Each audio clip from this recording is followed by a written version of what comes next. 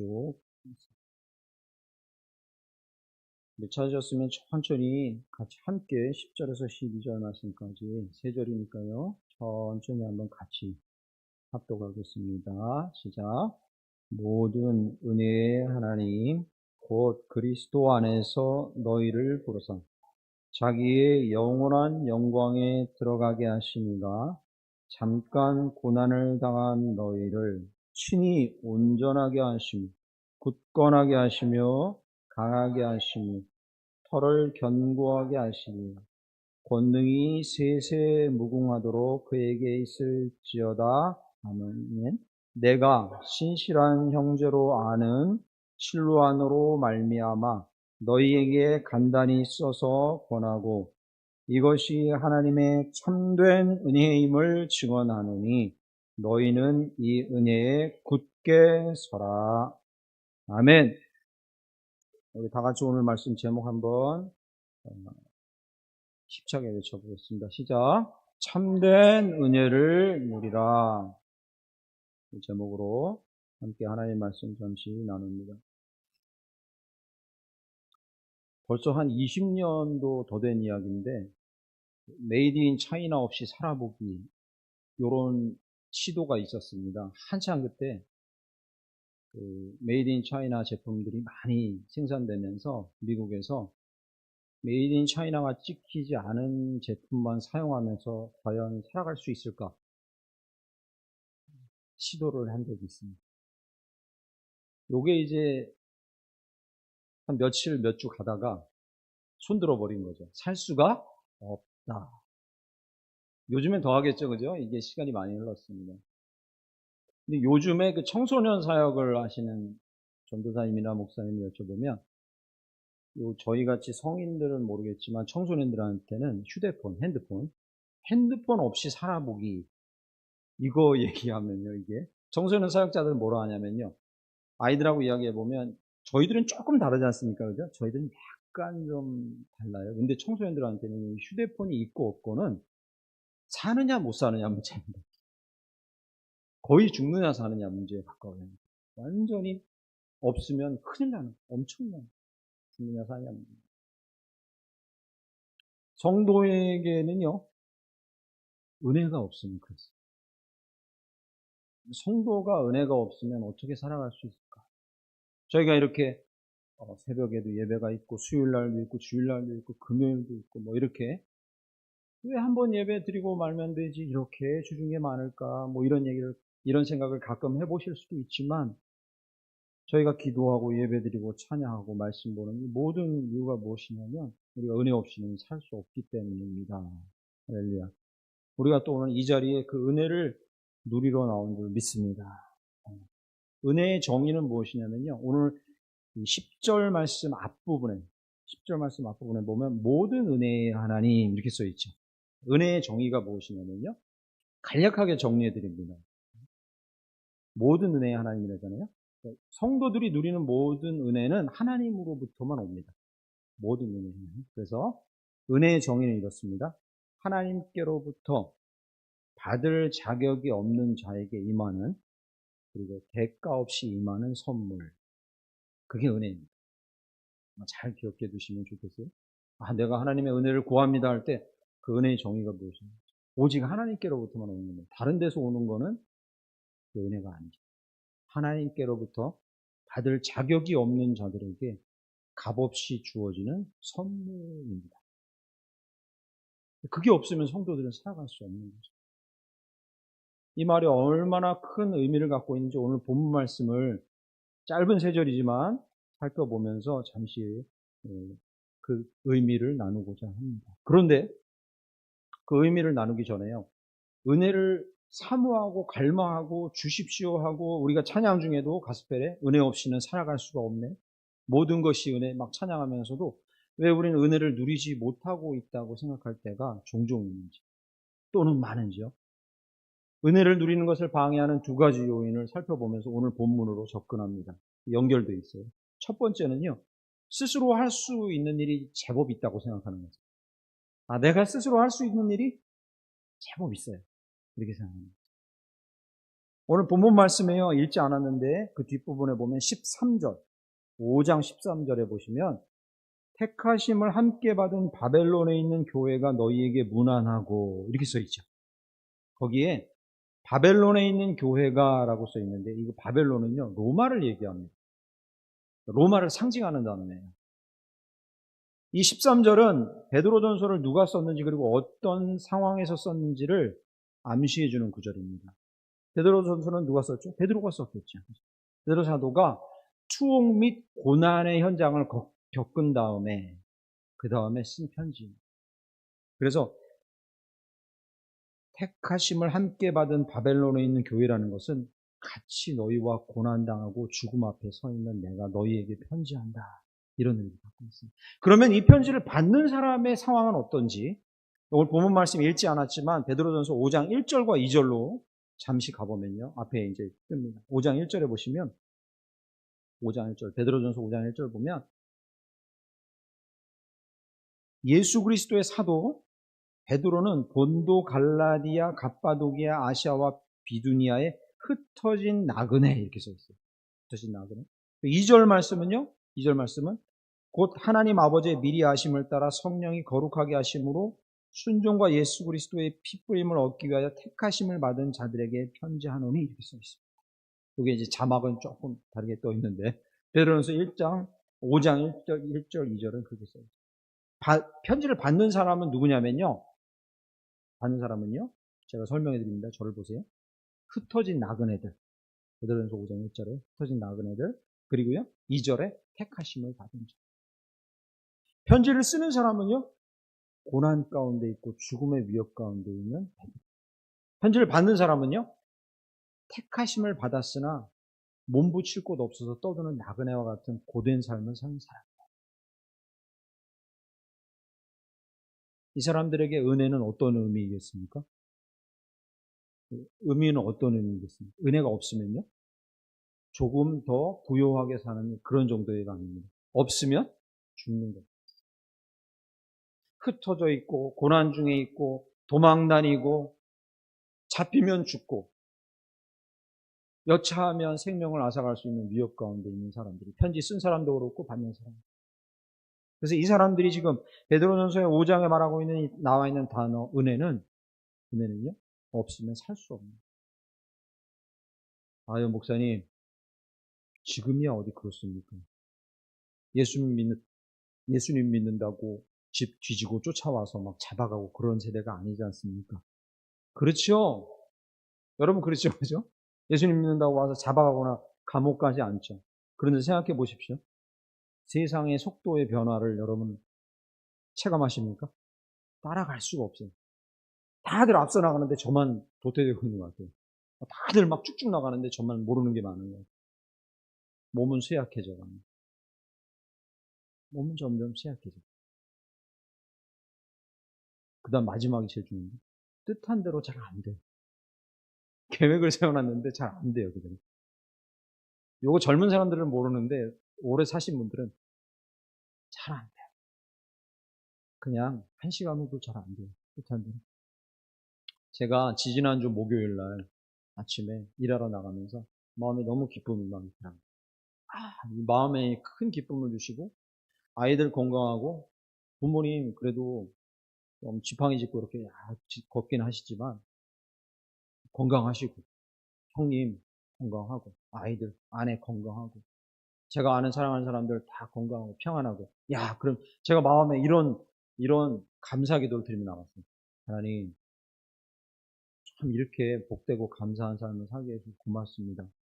이대로만 오늘 하루 지내면 정말 좋겠네요 라고 딱 고백하는 그 순간 진짜 고백하는 그 순간이었습니다. 딱 그 순간 1초도 미뤄지지 않고 그 순간에 문자가 하나 땡 하고 온 겁니다. 뭐라고 왔냐면요. 둘째 놈이요. 대박 아빠 대박 사건 지갑 잃어버렸어요. 이렇게 온 겁니다. 학교 가려고 버스 탔는데 지갑이 없습니다. 지하철에 두고 노린 것 같아요. 거기에 카드도 있고 현금도 있고 신분증 있고 다 있어요. 아빠 어떻게 하면 좋아요? 라면서 막 유유 눈물 흘리면서 온 거예요. 제가 그 순간에 제가 뭘 느꼈냐면 뜻한 대로 원한 대로 계획한 대로 단 한순간도 되는 게 없는 게 인생이구나. 물론 그걸로 절망할 필요는 없지만 와, 요대로만 가면 좋겠어. 나 요대로만 가면 오늘 정말 좋은 날이네 하는데 하나님 저한테 마치 이렇게 얘기하시는 거예요. 한 치 앞도 모른다. 그냥 계획한 대로 네가 딱 계획한 대로 그대로 안 된다. 그날 막 정신이 없었습니다. 둘째 놈하고 막 저는 뭐 나가서 뭘 해야 되는데 계속 문자 주고받고 어떻게 해야 되냐 그러고 막 이런저런 하느라고. 그럴 때 없으십니까, 여러분? 이 베드로전서를 쓴 사람이나 받은 사람에게 은혜는 없으면 죽고 사는 문제입니다. 우리는 그렇지 않잖아요, 목사님. 우리는요, 스스로 할 수 있는 일이 제법 있지 않아요? 바로 그런 저희들의 생각이 하나님의 은혜를 누리는 걸 가로막고 있습니다. 절대 그렇지 않습니다. 우리는 세상의 변화를 따라갈 수도 없고, 우리는 쇠약해져가고, 또 우리는 우리 뜻대로 되는 일을 장담할 수가 없습니다. 그래서 우리도 절대로 은혜 없이는 살아갈 수 없는 존재들입니다. 그런데 요거보다 더 중요한 문제가 오늘 본문의 근거에서 나옵니다. 우리가 왜 은혜 안에 늘 서 있지 못하고 진짜 진한 은혜를 누리지 못할 때가 많은가? 두 번째는요. 참되다는 단어. 오늘 본문 말씀에 12절 중간 부분에 참된 은혜임을 증언하노니 하는데 이 참되다는 말의 의미를 잘 모르거나 오해하기 때문에 그렇습니다. 사실 오늘 본문은 이 설교는 이 내용 설명드리려고 하는 겁니다. 참된 은혜. 12절 말씀 보시면 읽겠습니다. 내가 신실한 형제로 아는 실로안으로 말미암아 너에게 간단히 써서 권하고 이것이 하나님의 뭐요? 참된 은혜임을 증언하노니. 여러분, 은혜에 하나님이라는 단어가 붙어서 하나님의 은혜라는 이 단어는 성경에 많이 나옵니다. 그럼 찾아보십시오. 하나님의 은혜 많이 나옵니다. 그리고요, 큰 은혜 많이 나옵니다. 큰 은혜 많이 나와요. 다른 수식어가 붙은 은혜들이 종종 나와요. 그런데 오늘 본문 말씀 베드로전서 5장 12절에 등장하는 이 참된 은혜라는 단어는 요 똑같은 언어로 여기 한번 등장합니다. 아주 귀한 단어예요. 베드로 사도가 하고 싶은 말이 있는 겁니다. 은혜에 대해서 하고 싶은 말이 있는 거예요. 왜 성도들이요? 왜 우리가 은혜를 제대로 누리지 못하고 깊은 은혜 가운데 들어가지 못합니까? 그 말을 하기 위해서 쓴 단어. 참된. 참되다는 말의 반대말은 일반적으로 단어로만 보면 참되다는 말의 반대말은 무엇입니까? 거짓말이죠. 그죠? 그러면요, 이렇게 생각해 볼 수 있어요. 베드로 사도가 얘기하는 게 거짓 은혜의 반대말 얘기하고 있나? 그러면 여쭙겠습니다. 거짓 은혜라는 건 뭐겠습니까? 참된 은혜가 있고 거짓 은혜가 있으면요. 만약에 오늘 본문 말씀에서 거짓 은혜의 반대말로 참된 은혜를 썼다면요. 그러면 거짓 은혜는 뭘까? 생각하기가 쉽지 않습니다. 왜냐하면요. 그런 은혜는 없거든요. 하나님이 주신 은혜 중에 거짓 은혜는 없거든요. 그래서 생각이 잘 안 떠오르는 거예요, 저희가. 신앙생활 하는 동안에 그런 걸 경험해 본 적이 없거든요. 그래서 오늘 본문 말씀은요, 단어로 참되다, 거짓, 이렇게 하는 게 아니라, 오늘 본문 말씀, 베드로전서 5장 10절부터 12절 안에서 그 의미를 찾아야 됩니다. 베드로가 참된 은혜를 뭐라고 말하고 있는지 찾아야 합니다. 결론부터 말씀드리면요, 참된 은혜는 뭐냐면요, 참된 은혜는 순도가 높으냐, 아니냐를 얘기합니다. 잘 들으십시오. 순도가 높으냐, 아니냐를.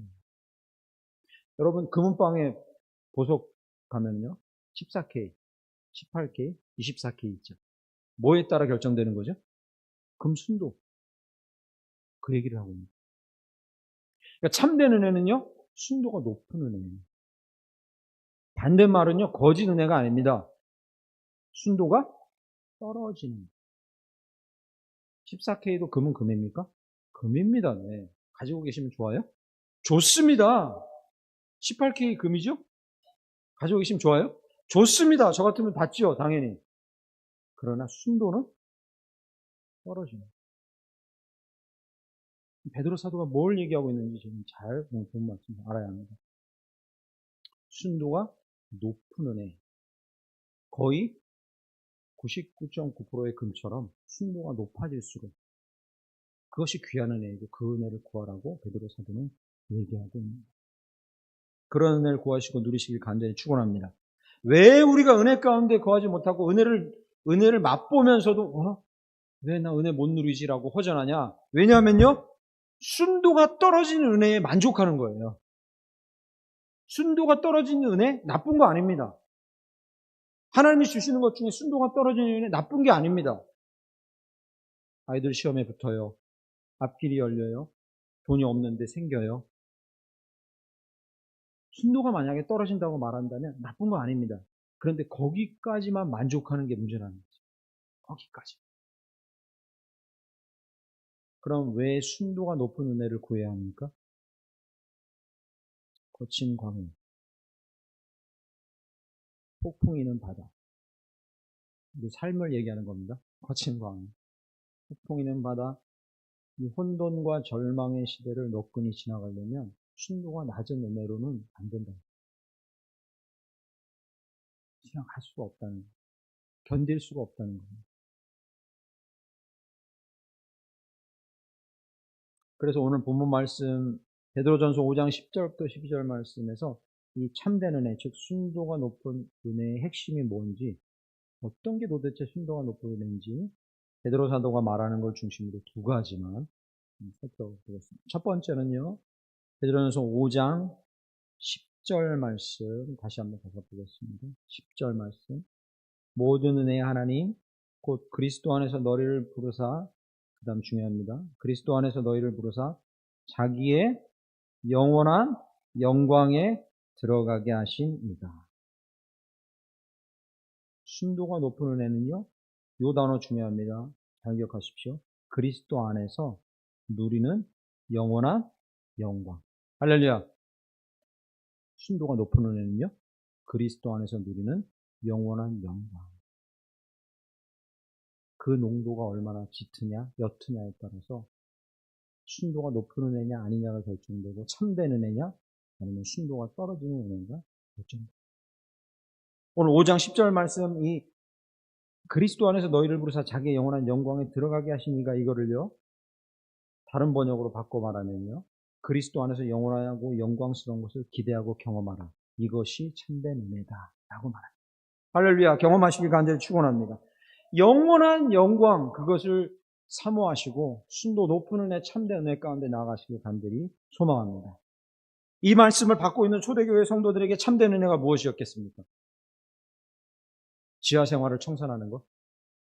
로마군인들, 이방인들의 그 총칼 앞에서, 총은 아니죠, 칼 앞에서 지하 생활하고 있는데 그걸 청산해서 밖으로 나오는 거예요.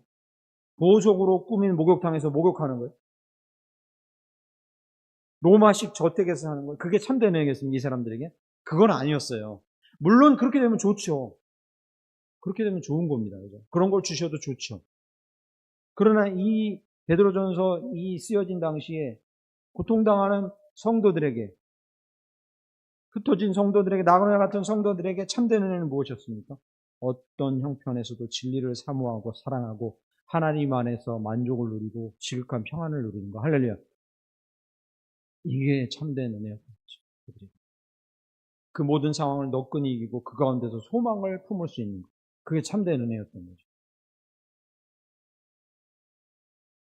야곱이 형의 눈을 피해서 형 에서를 속이고 장자권을 뺏고 축복권까지 다 뺏어갖고 죽을 위기에 처하니까 형의 눈을 피해서 도망가죠. 그 얘기 아시죠? 베델에서 자던 돌 세워놓고 제단 쌓고 하나님께서 야곱에게 약속을 주십니다. 어떤 약속이냐면요, 내가 너희 집을 세워주겠다. 약속. 그죠? 나중에요, 야곱은 두 가지로 이 약속의 성취를 누려요. 첫째는 뭐냐면요, 맨손으로 갔지만 가문을 세워요. 그죠?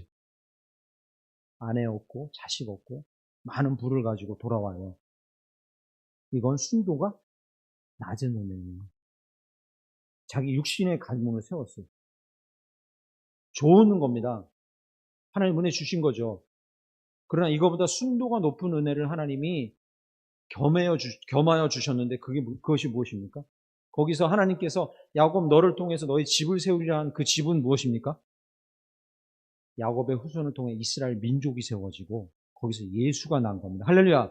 그게 순도가 높은 거예요. 너를 통해서 이스라엘 가문이 세워지고 인류를 구원할 예수가 탄생하는 그 가문이 세워진 거다. 그게 집을 의미한 거예요. 하나님께서는. 아주 순도가 높은 의미죠. 야곱은 그것을 나중에 깨닫죠.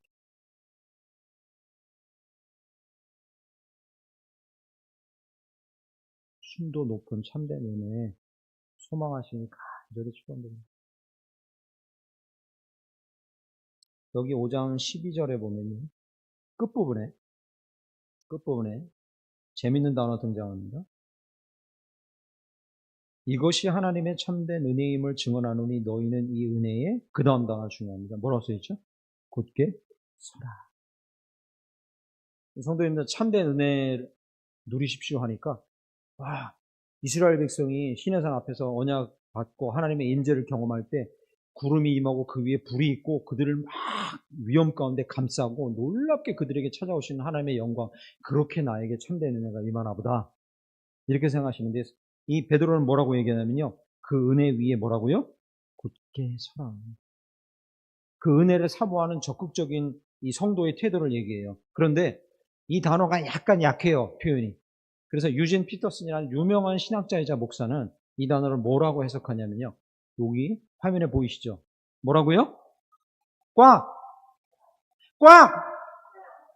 끌어안아라. 이건요, 이렇게 해서 누릴 수 있는 게 아니라는 겁니다. 그렇게만 하면 안 돼요. 그러면 주셔도 몰라요, 천단위를. 언젠가 눈 뜨면 하나님께서 영광 가운데 꿈에 나타나셔가지고 막 불 보여주시고 막 나를 감싸 안아주시겠지. 이게 참된 애 누리는 거겠지. 그 영광 가운데 나를 감싸 안아주셔서 내가 괴로움에 있어도 참된 애 가운데 있다는 느낌을 주시겠지. 예, 물론 그렇게도 하십니다. 물론 그렇게도 하세요. 그런데 이 베드로가 간절한 마음으로 뭐라고 얘기합니까? 하나님이 주시는 이 영원한 것에 대한 소망을 꽉 붙들어라. 그거 주실 때 놓치지 말고 꽉 붙들어라. 꽉 붙들어. 의도적으로 꽉 붙들어. 놓지 말아요. 그래서 제가 청년들하고 사역할 때 이 말씀, 오래전에 이 말씀 청년들하고 훈련하고 제자 훈련하고 리더 훈련하고 하면서 이 말씀을 해석하면서 도전을 줄 때 실제적인 제안을 청년들한테 했어요. 여러분에게도 제안 드립니다. 한번 해보십시오. 갑자기 영광에 휩싸이거나 갑자기 영원한 것에 대한 소망이 마음 가운데 확 들어와서 참된 은혜만 누리고 사는 그런 삶을 살 수 있는 사람은 없어요. 왜요? 저희는 육신적인 한계를 갖고 있잖아요. 먹으면 좋고 더 가지면 좋고. 그런데 그거 다 눈에 안 보이고 갑자기 하나님이 그 영광스러운 거 가슴에 새겨주시고 그것만 사모하게 만드는 그런 일은 잘 없어요. 물론 있기도 합니다. 그러나 쉽지 않아요. 훈련하셔야 돼요. 오늘 여기 굳게 서라, 이걸 어떻게 옆에다 메모해 두셔야 돼요? 꽉 끌어안아라. 즉 갖는 훈련을 해야 돼요. 그 참된 은혜를 누리는 훈련을 해야 돼요. 어떻게 해요? 실제적인 훈련의 방법을 하나만 알려드립니다. 청년들하고 참 많이 나눴던 건데, 만약에 여러분이 주님 안에서 또는 살아가면서 소망하고 목표하고 바라는 게 있으면 그걸 선택할 때 만족감이나 성취감이 오래가는 걸 선택하는 훈련을 하십시오. 금방 없어질 거, 기쁨이 금방 없어질 거 선택하는 거 선택하지 마십시오. 기쁨이 오래갈 거. 내가 이거 선택했으면 만족이 오래갈까? 의도적으로 생각하십시오. 내가 이걸 선택했으면 내 만족과 기쁨이 얼마나 갈까? 진지하게 고민하시고 선택하십시오. 예를 들어 보겠습니다. 저는 당뇨 경계선에 있습니다. 병원 가면 한 4년 전부터 당뇨 경계선에 있어요. 당화 혈색 수치, 공복 혈당 이 두 가지로 당뇨를 결정하는데 둘 다 완전 경계선이에요. 그러니까 의사가 저한테 이렇게 얘기합니다. 눈앞에 거 보지 마시고 선생님 멀리 보세요. 멀리. 먹으려고 뭘 하나 선택할 때 눈앞에 거 보지 마세요. 멀리, 내가 어떻게 하면 멀리 건강하게 살 수 있을까? 그거 보시고 선택하세요. 이렇게 얘기합니다. 그렇게 살아오니까 지금요, 먹으려고 딱 가면요, 정말 조건이 안 돼가지고 환경이 안 돼서 대접받으러 갔는데, 전 멀리 보겠습니다. 장로님 멀리, 권사님 멀리 보여. 안 먹겠습니다. 이럴 수 없잖아요?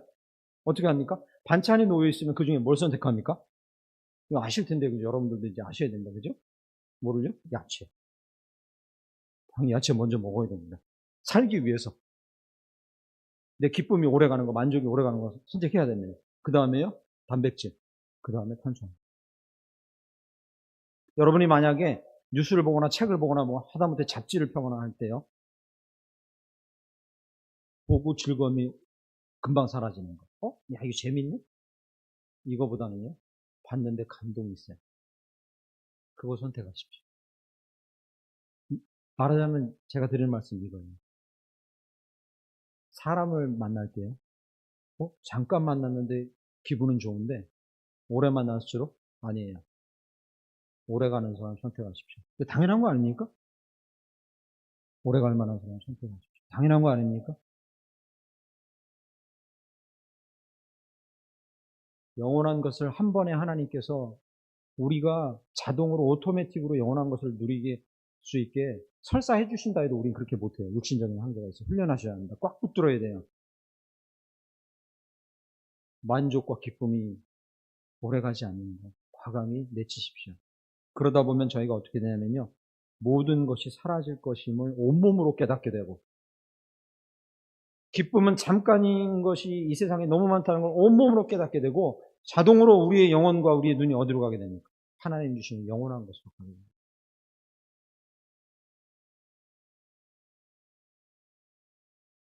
아름다우신 예수 그 성품, 하나님의 변함없으신 사랑, 영원한 그분과의 교제, 말로 다 할 수 없는 교제. 깊은 밤에 그분 앞에 꿇어 엎드렸는데 그분께서 마음 가운데 넣어주시는 말로 다 할 수 없는 위로. 이런 영원하고 오래가는 것들을 자동으로 사모하고 그 외의 것들은 과감하게 옆으로 치우게 됩니다. 그러면서 우리는 순도가 높은 참된 은혜로 한 걸음씩 나아가게 되는 줄 믿습니다. 여러분 얼마 전에 두쫑쿠 유행했는데 드셔보신 분 계세요? 젊은 사람들 두쫑쿠, 두바이 쫀드 쿠키. 모르시는군요. 두바이 쫀드 쿠키. 이게 젊은 사람들 유행했습니다. 하나에 얼마인지 아십니까? 요만한 쿠키인데요. 주먹 반만한 쿠키인데 5,000원이에요.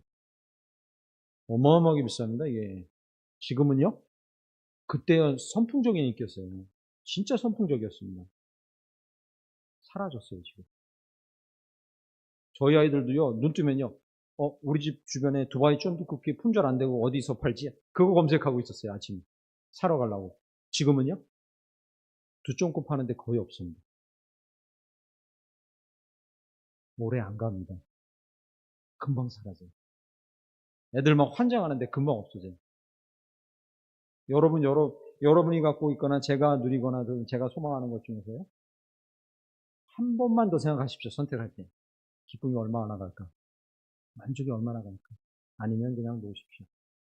이 훈련이 쌓이다 보면 그 아름다우신 예수, 영원한 그분과의 교제, 그분의 성품을 담는 것, 이 영원한 그리고 순도 높은 참된 은혜 가운데 저희가 나아가게 될 줄 믿습니다. 두 번째, 하나만 더 말씀드립니다. 이 참된 은혜의 두 번째 정의는 무엇이냐면요, 오늘 본문 말씀 10절에 보시면요, 10절. 제가 천천히 읽어보겠습니다. 모든 은혜의 하나님 곧 그리스도 안에서 너희를 부르사 자기의 영원한 영광에 들어가게 하신 이가, 그 다음 중요합니다. 잠깐 고난당한 너희를 친히 네 개의 단어가 나옵니다. 온전하게, 굳건하게, 강하게, 털을 견고하게.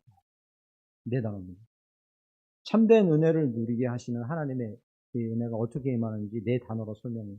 여기 첫 번째 온전하게라는 단어가 등장합니다. 온전하게, 그죠? 이 온전하게라는 이 단어는요, 헬라어로 쓰여 있는 원어의 의미는 무엇이냐면, 어부들이 이 물고기를 이렇게 낚시를 하고 와서 물고기를 낚고 오면 하는 일이 무엇입니까? 그물 손질. 다음에 물고기 나가게 되면 그물 손질하잖아요. 그 단어를 쓰고 있습니다. 이게 약간 한글로 번역된 거랑 의미가 약간 다르죠? 약간 다르죠. 어업을 끝낸 어부들이 다음에 어업 나가기 전에 배를 정비하는 그 단어를, 특정 단어로 사용하고 있어요.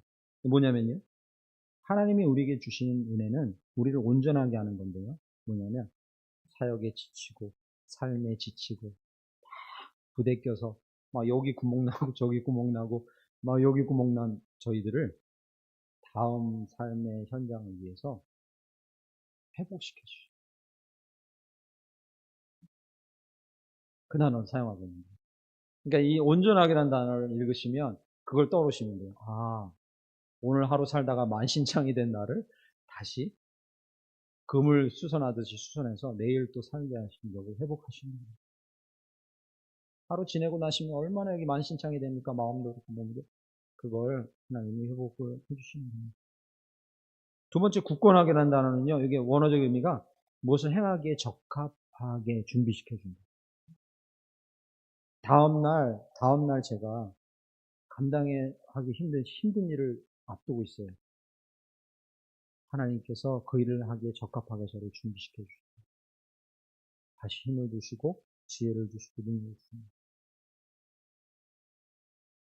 강하게라는 단어가 견고하게, 강하게 튼튼하게가 아니라 무너지지 않게, 견고하게. 그 다음에 마지막 단어가 털을 견고하게, 성숙하고 도약하는 단계까지 나와요. 이 네 단어가 뭐냐면요. 무너져 있고, 구멍 나 있고, 좌절해 있고, 넘어져 있는 우리를 회복하고, 준비시키고, 견고하게 해서 세워주는 그 은혜를 말합니다. 참된 은혜의 두 번째 의미를 베드로 사도가 얘기합니다. 나를 회복하고, 준비시키고, 완전케 하시는 할렐루야. 그게 참된 은혜라는 거죠. 야, 그렇구나. 그러면 요 의미를 기억하실 때는요. 앞으로 돌아가셔서 이 말씀대로 사시려고 기억하실 땐 요거 한 가지 기억하셔야 됩니다. 하나님 주시는 참된 의미는 주변을 변화시키고 문제를 치우고 고통을 치워주는 게 첫 번째가 아닙니다. 그게 핵심이 아닙니다. 문제를 해결해주고 고통을 치워주고 내 앞에 막힌 거 없게끔 해주는 게 참된 은혜가 아닙니다. 그러면요. 나를 강하게 하시는 게 참된 은혜입니다. 할렐루야. 나를 강하게 하시는 게 참된 은혜입니다. 그 모든 상황을 너끈히 이겨갈 수 있도록 나를 강하게 하시는 게 참된 은혜입니다. 지금 그걸 얘기하는 거죠. 베드로 사도. 이게 이 편지를 받는 사람들에게 얼마나 큰 위로겠어요. 그게 1, 2년 안에 끝날 일입니까? 지하에서 예배드리는 일이 1, 2년 안에 끝날 일입니까? 그렇지 않습니다. 죽을 때까지 그렇게 할 수도 있을 거예요. 죽음 앞에 두려움에 떨면서 신앙생활해야 되는 게 금방 끝날 일입니까? 그렇지 않다는 걸 그들은 알고 있을 거예요. 그러나 그 상황에서도 나를 강하게 하시는 은혜가 참된 은혜라고 그걸 붙들라고 꽉 붙들라고 베드로 사도가 말하고 있는 줄 믿습니다. 이렇게 얘기하니까요. 이 말씀 가지고 아이들하고 이렇게 저희 아이들하고도 나눠봤는데 나누니까 저희 첫째 아이가 이렇게 얘기하는 거예요. 아빠 그거 가스라이팅이에요. 이 가스라이팅 여러분 아십니까? 야 그거 네가 잘못한 거야. 주변에 있는 사람들이 괴롭히는데 네가 잘못한 거 가스라이팅이잖아요. 하나님 우리 가스라이팅 하는 거 아니에요 아빠? 요즘 애들 이 질문이 참 그렇죠? 아니 왜 옆에 문제도 해결해 주시고 문제 나쁜 놈이 옆에 있으면 치워 주시지 걔를 그대로 두고서 저를 강하게 하신다고 이게 가스라이팅 아니에요? 저한테 그렇게 얘기하는 거예요. 약간 그런 느낌도 좀 들죠, 그죠? 여러분 사시면서 그런 느낌 안 들었어요? 하나님 이거 문제 치워 주시면 좋은데 왜 문제는 안 치워 주시고 자꾸 목사님 통해서 이렇게 말씀하세요. 당신을 강하게 하려는 겁니다. 왜 그렇게만 얘기해 주세요? 근데 제가 어떻게 아이한테 대답했냐면요. 이제 저희 첫째 아이가 26이 돼서 이제 그걸 깨달을 나이가 된 거죠. 어떻게 얘기하냐면, 희원아, 나는 거기에 대한 정확한 설명을 알지 못한다. 하나님이 왜 네 옆에 있는 문제나 나쁜 사람들을 치워주지 않고 너한테 강하라고 말하는지, 그게 강해지는 너의 길이라고 말하는지 정확한 의미를 알 수 없다. 알 수 없죠. 왜냐하면 어떤 사람한테는 그런 사람이 덜 하잖아요. 문제가 덜 하잖아요. 객관적으로 말할 수 없어요. 그러나 딱 한 가지는 말할 수 있다네요. 한 가지는 말할 수 있다. 하나님께서 너끈히 이길 수 있도록 해주시고 반드시 그 상황을 이길 수 있도록 강하게 해주실 거라는 걸 난 믿는다. 그게 하나님이 너한테 주신 약속이고 그게 네가 붙들어야 될 약속이다. 넌 반드시 이길 거다. 그것만은 분명하다. 다 이유는 알 수 없어요. 저는 매일 아침 기대하고 기도합니다. 뭘 기대하냐면요. 오늘도 그 아침에 새벽에 일어나서 거실에서 기도하면서 하나님 앞에 주님, 전 이걸 기대합니다. 오늘도. 뭐냐면요. 광야, 그 아무것도 없는 땅에서 거룩한 산을 두르던 하나님의 임재의 구름 같은 그 영광, 그 아름답고 놀라운 영광과 임재가 저를 온통 뒤덮고 있다는 이 확신 가운데 오늘을 살아가기를 기대합니다. 제게 그 영광을 보여주십시오라고 기도합니다. 아침에도 했습니다. 저는 기도합니다. 그러나 동시에 이렇게 결심합니다. 그렇더라도 나는 영원한 걸 선택하도록 결심하고 그렇게 할 거야.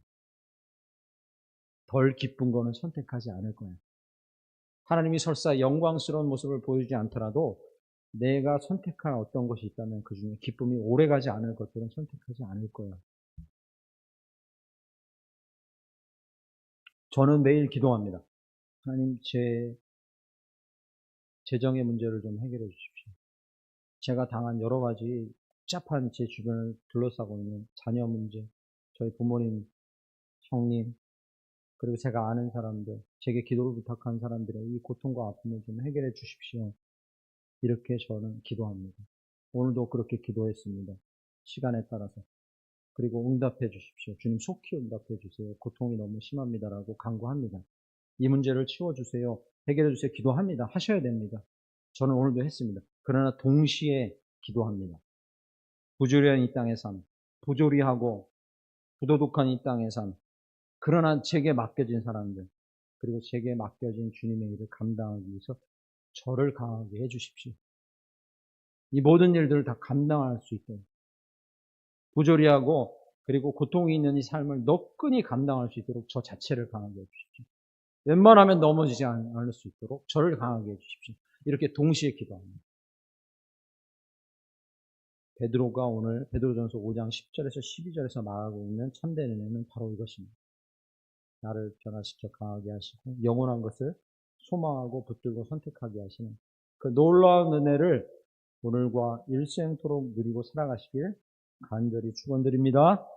아멘. 우리 찬양하고 합심해서 몇 가지 기도 제목 놓고 기도하겠습니다. 우리 찬양하실 때 주님의 뜻을